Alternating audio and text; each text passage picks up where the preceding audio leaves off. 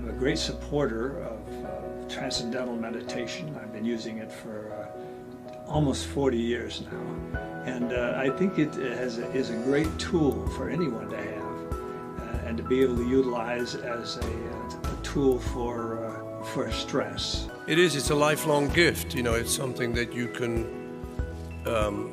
call on at any time. Now it's actually coming into the mainstream. We think it's a great thing. TM brought peace and calm into my life, and most of all a great community which brings love and support, and I couldn't be happier to be a part of this. 好多人用咗好多方法都冇法子達到一覺好瞓，好多人日日都覺得心情唔好，但係又唔知道點樣可以令到自己生活得更加開心啲。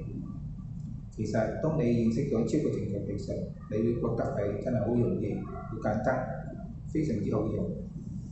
點解越嚟越多醫學界嘅朋友會介紹啲人嚟學超過靜坐技術呢？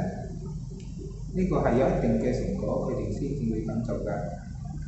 全世界130個國家都有超過靜坐嘅朋友，越嚟越多人係學過超過靜坐技術嘅。佢提升咗我哋嘅意識，提升咗我哋整體嘅身體嘅狀況。目前好多著名嘅名人都學咗超過靜坐，你會見到佢哋喺 YouTube 同埋 Facebook 上面用佢哋嘅經驗講俾你聽，超過靜坐為佢哋帶嚟咗寧靜、清晰嘅頭腦、良好嘅心情、高效嘅工作能力等等。所以超過靜坐值得我哋去認識。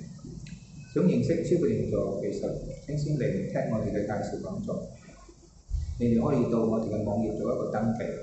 多謝。